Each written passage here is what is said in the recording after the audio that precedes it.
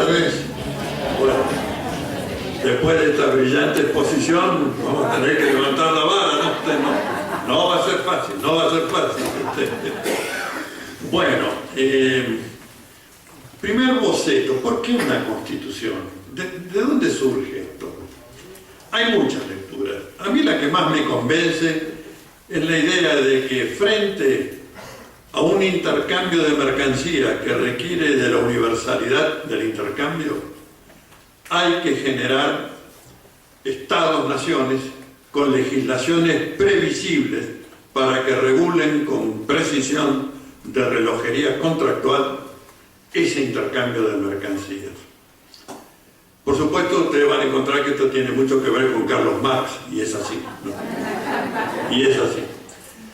Hay un trabajo, los Grundrisse, los borradores, donde hay una afirmación muy interesante que establece que en realidad las ideas de igualdad, libertad, fraternidad y el principio de universalidad de estos valores son potenciaciones del intercambio.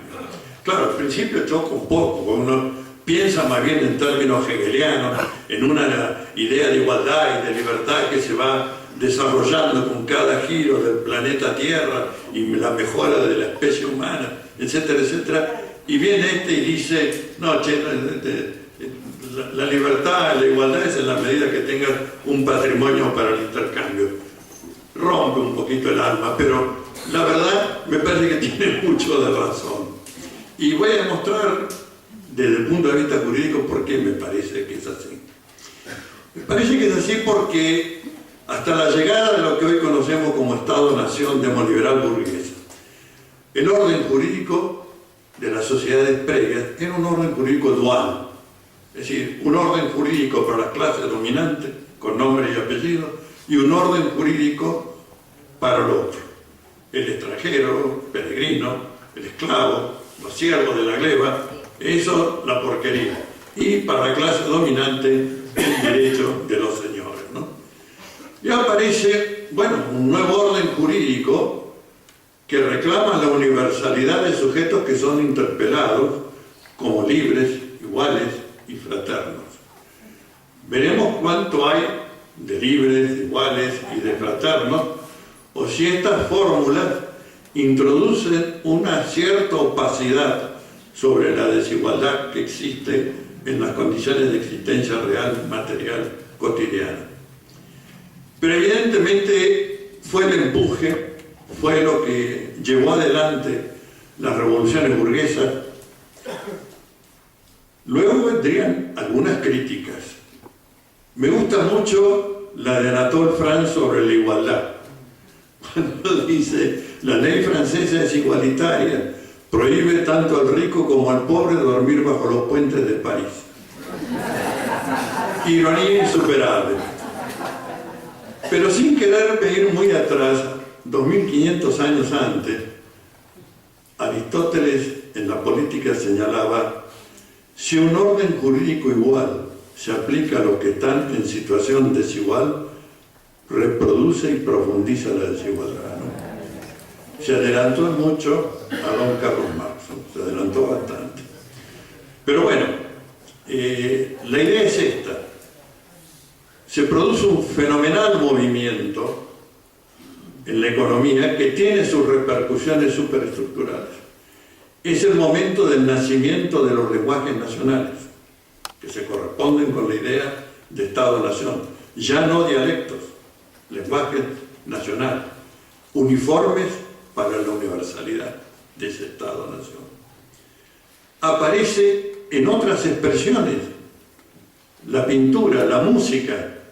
Vaya, no más retratos de personajes famosos de la nobleza ecuestre con espadas desenvainadas. Toda esa pelotudez termina y empiezan los campesinos, empiezan los comedores de papa y otras expresiones de seres anónimos, pero que son el pueblo, la universalidad. Beethoven lleva en su sexta sinfonía, la pastoral, la conjunción del folclore con la música clásica. Es decir, ¿en qué lugar hay quizás más expresión de ese ensamble para que la música salga de ser música de cámara y sea música de pueblo. Tiene que producirse este movimiento liberador, importante, significativo, pero que tiene una función de opacidad, que es la de que al interpelar a todos los sujetos, y lo hacen todas las constituciones, como si fueran libres e iguales, esconde la desigualdad de la vida material cotidiana y fundamentalmente a partir del lugar que ocupan en la producción social, ¿no? Esto es lo que tiene de perverso un sistema que rompe la dicotomía, que avanza hacia una universalidad, pero que adentro esconde. Fíjense ustedes, tomen el artículo 14 de la Constitución todos los derechos: entrar, permanecer, transitar, salir, ejercer industria, comercio. Lo único que no dice es: tenés que tener patrimonio para esto. Tenés que tener patrimonio. Pero donde esto, que en las constituciones está un poco más disimulado, se hace brutalmente evidente, es en los códigos civiles y comerciales. Fíjense ustedes que, perdón que me va a salir una erupción, hasta en el código Lorenzetti se sigue hablando de derechos personales y de derechos reales. Derechos personales son los contratos que hacemos, las relaciones jurídicas, personas, familia, contratos, etc. Pero después aparece esta mística categoría de derechos reales. Derechos sobre la cosa, carajo. Sobre la cosa. Y tan fuerte, tan prepotente esto, que elimina al otro. Es decir, tengo relaciones jurídicas con las cosas, o sobre las cosas. Fetichismo de la mercancía en su máxima potencia, ¿no? Efectivamente. Pero veamos lo horripilante que tiene esto. En el anterior código de Vélez-Arfiel, inspirado en el Código Civil francés, se dice que la vida, la libertad, son bienes muy importantes, pero no son bienes jurídicamente dichos. No, es textual, ¿eh?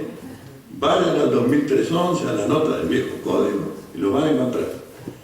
Que ingresan al derecho en tanto que equiparados a los bienes propiamente dichos. ¿Y cuáles son los bienes propiamente dichos? Las cosas que portan valor. De ahí que las leyes de regulación de accidentes de trabajo tengan tabulado el valor vida, el valor dedo, mano, brazo, pierna, etc. Somos en el derecho en tanto que equiparados a las cosas. Y si uno pensaría, bueno, a Vélez se le puede perdonar en la década de 1850, 1870, hoy no. Hoy no. El código que acabamos, es decir, en el anterior gobierno, de promulgar, más allá de las perversidades económicas a las que le voy a dedicar un párrafo, en lo que hace a la división del derecho, sigue atado a la idea de las relaciones jurídicas con las cosas y la preponderancia de esto en el orden jurídico. Lo que me ha llevado en un ensayo a sostener que quizás el sujeto del derecho para estos sistemas no es el ser humano, sino el patrimonio. En la medida que tenés patrimonio, participás del mundo jurídico. Y si no tenés nada, la única mercancía que tenés es tu fuerza de trabajo. Bueno, Lorenzetti, la tengo con él, define la posesión como el poder físico a perpetuidad que tiene la persona sobre la cosa, a perpetuidad. Yo me lo imagino a Einstein cagándose de risa, diciendo a perpetuidad, no hay nada perpetuo en la historia social. ¿Qué es perpetuidad? Bueno, no, las relaciones jurídicas son a perpetuidad. La gente se puede morir, pero el patrimonio no queda. El patrimonio es lo que define. Y creo que ha tenido tanta importancia, y esto lo señala Althusser. Él dice que las categorías más importantes de la filosofía están tomadas del pensamiento jurídico. Si no solamente nos jodimos nosotros, hemos perjudicado a la filosofía. La categoría de sujeto, de acto. Y a mí se me ocurre agregarle que la categoría de conocimiento, sujeto-objeto, es la formalización del derecho de propiedad, sujeto-objeto. Tendremos que llegar a Habermas para que se rompa este paradigma y se diga que el conocimiento, y yo diría el derecho, se circula entre seres humanos a propósito de los objetos, pero no en una relación directa con el objeto, sino con otro ser humano. Conocimiento que produzco, que informo, que circulo, no es para estar hablando con esta mesa, para estar hablando con ustedes. Esto puede ser tan sencillo y tan evidente, pero en un código del 2013 se sigue diciendo derechos reales, ¿no? Bueno, vuelvo a la cuestión. ¿Por qué es tan importante la propiedad? La propiedad privada. Fíjense ustedes que en la Declaración de los Derechos del Hombre y del Ciudadano, mujeres afuera, y la que peleó más por ello, perdió la cabeza en la guillotina. No, si los juristas somos fenómenos. ¿Cuál es el único derecho que viene precedido de la expresión sagrada? La propiedad privada. Son 17 enunciados. El 17º es la propiedad privada, pero es el único que es sagrado. Lo demás son derechos. La vida, la libertad, derecho. Propiedad privada, sagrada. Y yo creo que hay una comprobación histórica de que es así. Juan Pablo I, el reinado más breve, el papado más breve, 23 días, dijo que la propiedad privada no era de derecho divino. Se tomó una tisana a la noche. Se nos fue. Debe ser. Y en la Constitución norteamericana, cuando se define la función del Poder Judicial, yo dije la Constitución real, en el libro El Federalista, de los padres de la Constitución norteamericana, dice que se necesita un poder aristocrático, vitalicio, contramayoritario, para evitar y corregir los posibles desbordes demagógicos y populistas de los poderes políticos. Y toda la corriente anglosajona, tanto Inglaterra, Estados Unidos, el realismo jurídico escandinavo, no les gustan mucho las normas escritas, les gusta más el derecho de los precedentes, de lo que dicen los jueces y hacen los jueces en el caso. ¿Por qué? Y porque por ahí nos equivocamos y es mejor que esté el juez para corregir, este juez aristocrático, vitalicio, contramayoritario, que por ahí las leyes que vayan pueden obedecer a desbordes demagógicos o populistas.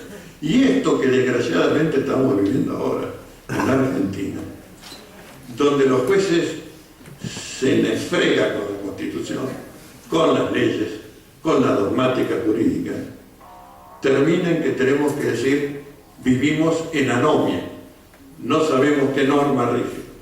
Lo que el juez dice y hace, bueno, eso, aceptémoslo, es el derecho. A ese grado de perversidad se llega cuando se abandonan ciertos principios. Bueno, pero volvamos entonces, la propiedad, su hegemonía, el contrato, la figura dominante. Fíjese que hasta seguimos hablando del contrato social. Tan fuerte es la idea del contrato, que es el intercambio de mercancía. Contrato social, ¿quién con quién? ¿Qué se intercambió? ¿Cómo hicimos que llegamos gateando y con taparrabo y salimos convertidos de la escribanía en seres humanos? Es una ficción, por supuesto, pero una ficción muy fuerte. El bueno de Emmanuel Kant definía el matrimonio como la compraventa a perpetuidad de los sexos de los contrayentes entre sí. Y no nos riamos tanto porque bajo el código de Vélez el matrimonio estaba entre los contratos. Y ahora están los contratos prenupciales. Es decir, El amor se puede ir a la miércoles, pero el patrimonio, sepamos muy bien de quién es cada cosa, ¿no? Y por eso será que un cultor del realismo jurídico escandinavo, Carl Livecrona, dice: el derecho sirve para separar lo tuyo de lo mío.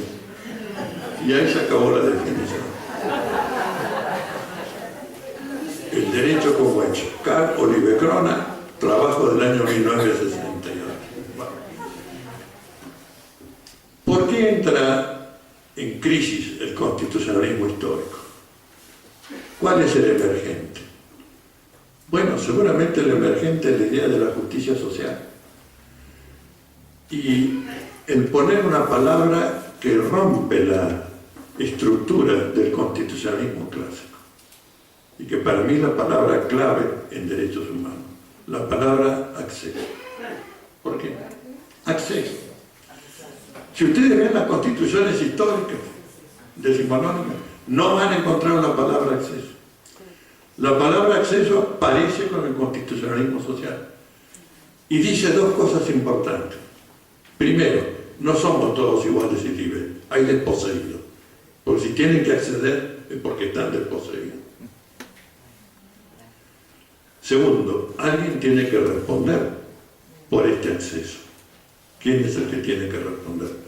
El esquema de acreedor-deudor de los contratos no sirve. Tiene que haber otro criterio de redistribución de la riqueza que satisfaga el acceso sin pasar por la capacidad económica del sujeto. Es muy importante. Supóngase, permítanme la metáfora vial, que yo pongo un cartel que diga acceso norte o acceso sur. ¿Ustedes qué esperan? Esperan una obra de ingeniería civil que se corresponda con el cartel. Si en lugar de eso se encuentran con un pantano con cocodrilos, no hay acceso alguno. Bueno, nosotros tenemos puestos todos los carteles. En la Constitución reformada del año 94, yo creo que se logra, enhorabuena, una gran actualización del plexo normativo de los llamados derechos humanos. Derechos humanos que tienen, a mi modo de ver, una característica distintiva del derecho subjetivo. Derecho subjetivo es el interés jurídicamente protegido. Derecho humano, creemos, es la necesidad socialmente objetivada. Si yo quiero tener un yate, me fijo en mi cuenta bancaria. Si quiero acceder a vivienda digna, debe haber algún mecanismo social para ese acceso a la vivienda digna, ¿no? Bueno, palabra, por lo tanto, que necesita de una obra de ingeniería social para que esos derechos comprometidos en la normativa que ha elaborado la conciencia de los pueblos sea efectivo. Porque lo peor que podría suceder con los derechos humanos es que fueran un discurso que manipula el psiquismo humano, de hacerle creer que tenemos un mundo maravilloso.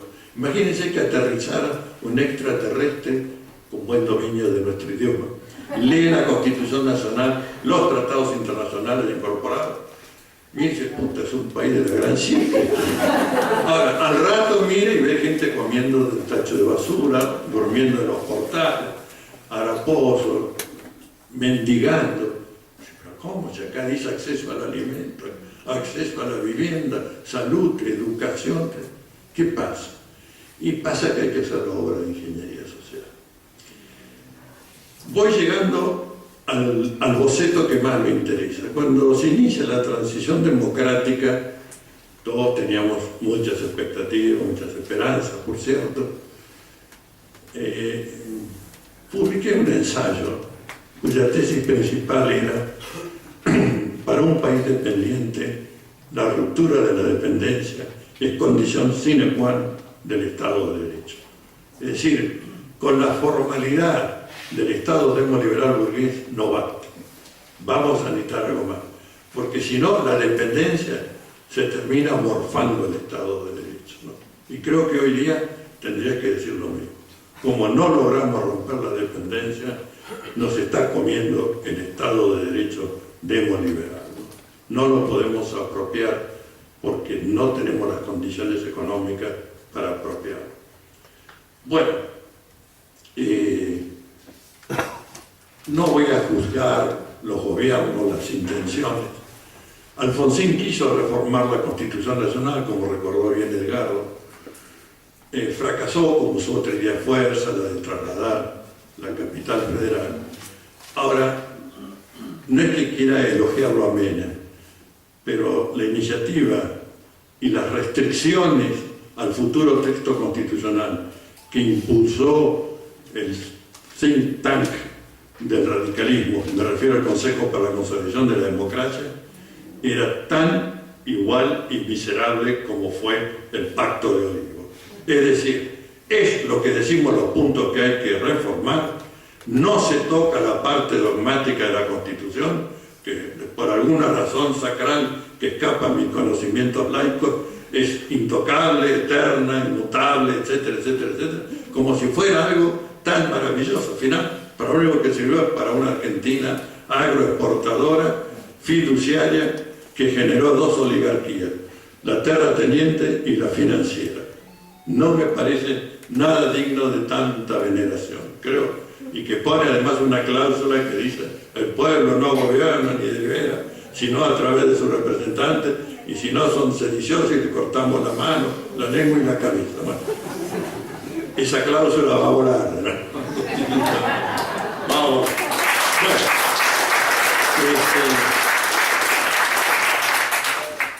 se dio un paso grande con los temas habilitados, hay que decir, en la reforma del 94, la incorporación de los principales tratados de derechos humanos, las vías tuitivas de estos derechos, son todos avances que miran hacia el pueblo, ¿no? Por suerte, lo que era el negociado, que así lo titularon sus autores, del Pacto de Olivos, fue lo efímero.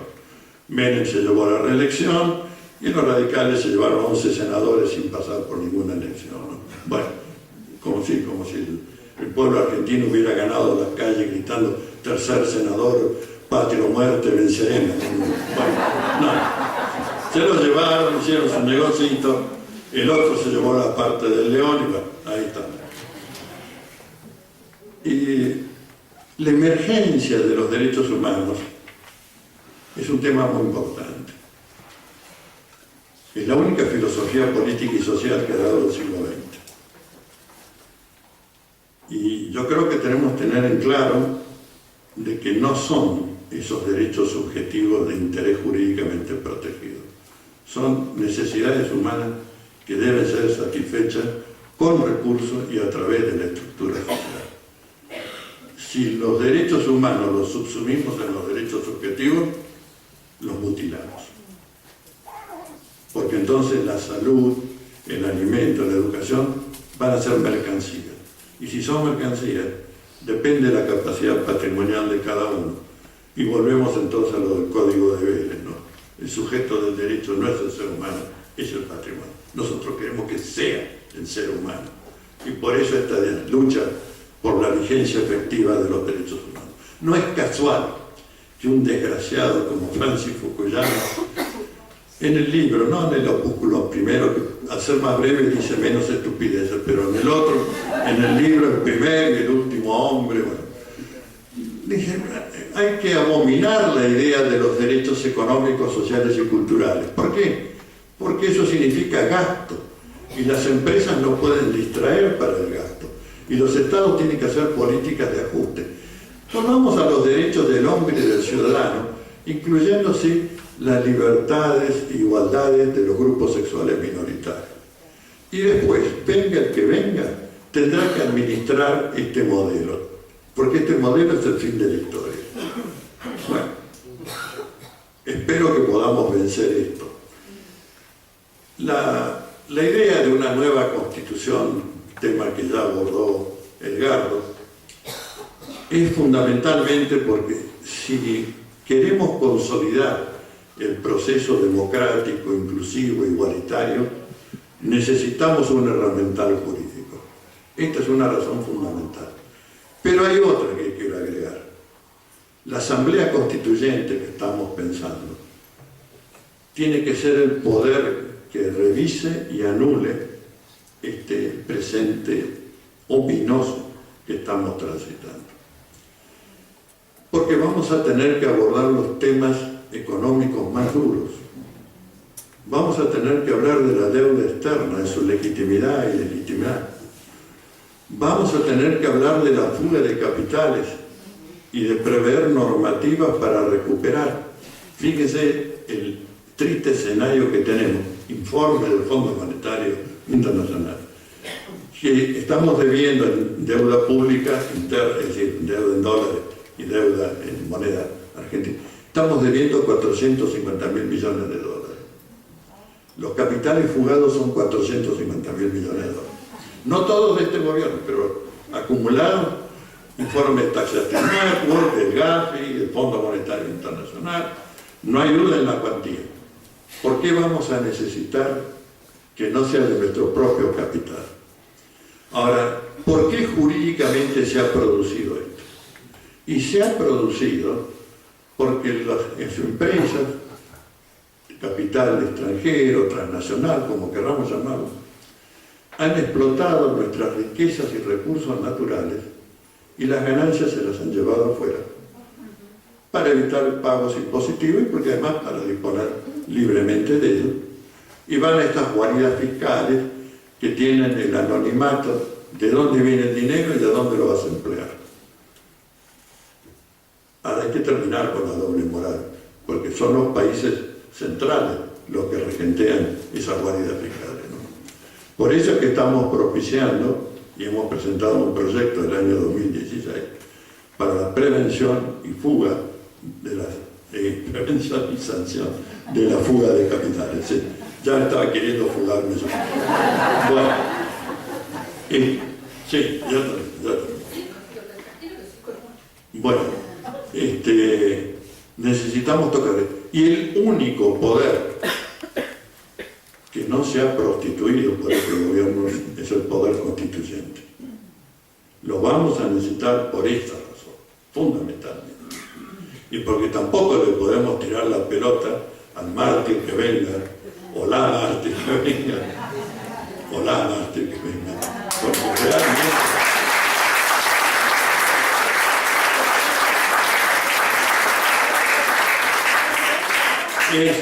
es mucha tarea hasta para la troupe de Caradagian traída al día de hoy, ¿no? Es mucha tarea.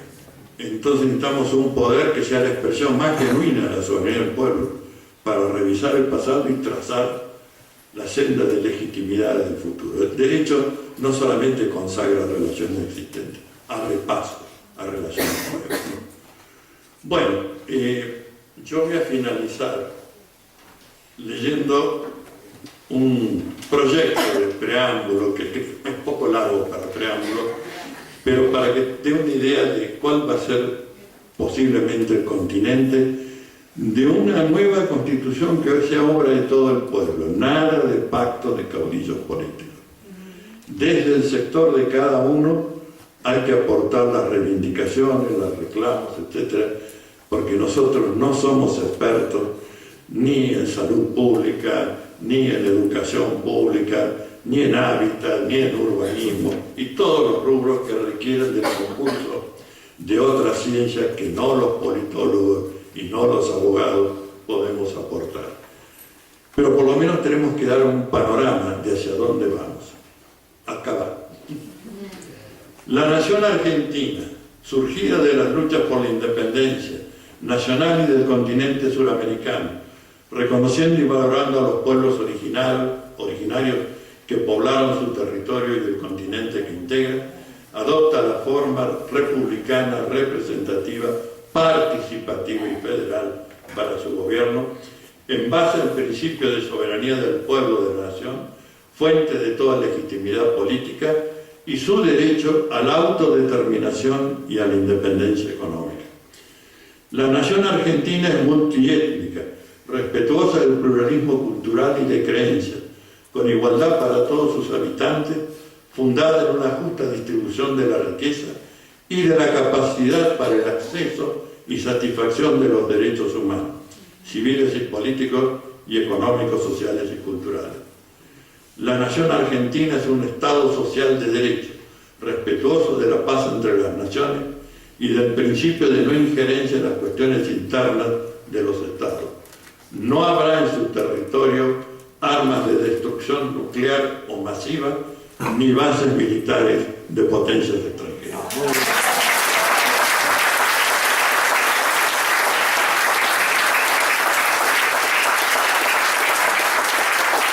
La nación argentina, consecuente con la lucha y aspiraciones de los libertadores del continente suramericano, propicia la unidad e integración política, económica, social y cultural de todos los pueblos del continente suramericano.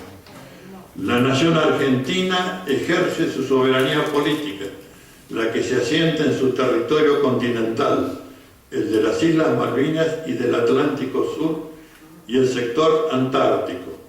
Ejerce dominio pleno, imprescriptible e irrenunciable sobre dicho territorio, así como sobre el mar territorial y el espacio aéreo sobre el territorio continental, el de las islas, sobre el sector antártico y el mar territorial. El plano que demarca la soberanía territorial de la nación argentina es de uso obligatorio en toda la administración pública y en la enseñanza en todos sus niveles.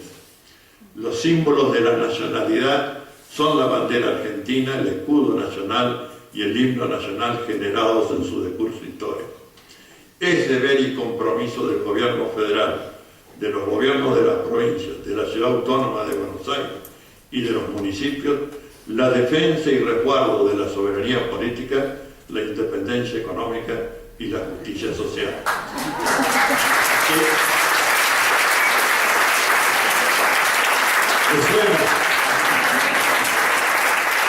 Ello para todas las personas de buena voluntad que habiten o quieran habitar el territorio de la nación.